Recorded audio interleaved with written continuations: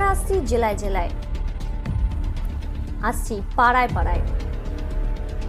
আপনার চারপাশে ঘটে যাওয়া খবরাখবর তুলে ধরবো আমরা। রাজনীতি থেকে বিনোদন, আবহাওয়া থেকে অফবিট, সব ধরনের খবর তুলে ধরবো আপনাদের।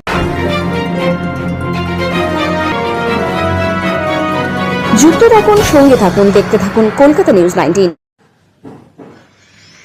রক্তদান জীবন দান, রক্ত দিয়ে প্রাণ বাঁচান। দক্ষিণ দমদম পৌরসভার 14 নম্বর ওয়ার্ডের পৌর প্রতিনিধি শ্রী সুকান্ত রাজু সেন শর্মা উদ্যোগে 17ই মে শনিবার সামাজিক দায়িত্ব পালনের অঙ্গীকার স্মরণের ব্রতী হয়ে স্বেচ্ছায় রক্তদান শিবিরের আয়োজন করা হয়। শ্রী সুকান্ত রাজু সেন শর্মার এই মহৎ উদ্যোগে সাড়া দিয়ে এদিন প্রায় 100রও বেশি মানুষ বৃষ্টিকে উপেক্ষা করে স্বেচ্ছায় নিজেদের রক্ত দান করে অনুষ্ঠানটিকে সাফল্যমণ্ডিত করে তুলেছেন।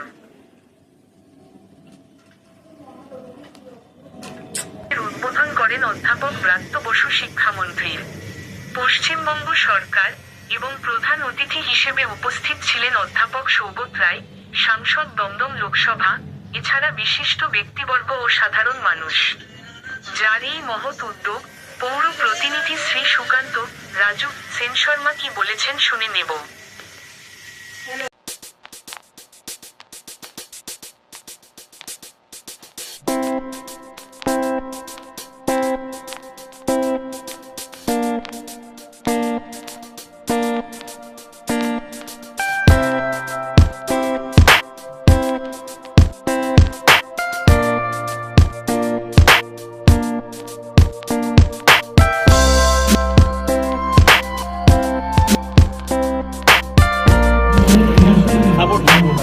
মোরাল সাপোর্ট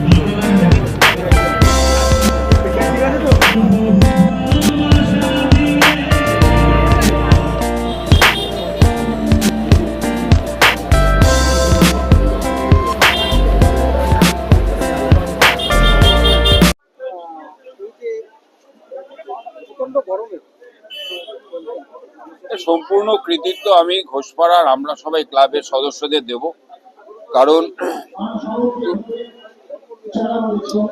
সমগ্র কৃতিত্ব ঘোষপাড়া আমরা সবাই ক্লাবের প্রত্যেকটি সদস্যদের।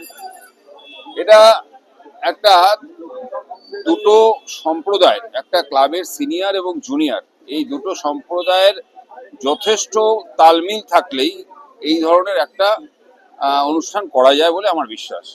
তা আজকে তার প্রতিফলন দেখলাম। সিনিয়র এবং জুনিয়ররা মিলে সবাই সুষ্ঠুভাবে সুন্দরভাবে এত বড় একটা অত্যন্ত স্বল্প সময়ের এত বড় একটা ব্লাড ডোনেশন করলো। এবং ইতিমধ্যেই আপনারা জানেন বা খোঁজ নিয়েও দেখতে পারেন যে প্রায় 80 জন স্বেচ্ছায় রক্ত দিয়েছে। এখনো বেশ কিছু মানুষ নাম নথিভুক্ত করে অপেক্ষা করছে রক্ত দেবে বলে। এটা একটা টিম গেম। এই টিম গেমের যারা ছিলেন তাদের আমি সকলকে অনেক ধন্যবাদ জানাই। আর এলাকার মানুষ স্বতঃস্ফূর্তভাবে আজকের এই স্বেচ্ছায় রক্তদান শিবিরে অংশগ্রহণ করেছে। এই প্রচুর মানুষ আজকে এই স্বেচ্ছায় রক্তদান শিবিরে এসে স্বেচ্ছায় তাদের মহামূল্যবান রক্ত দিয়ে গেছে। কি বার্তা দেবেন যারা এখনো নতুন প্রজন্ম রক্ত নিয়ে ভয় পায়?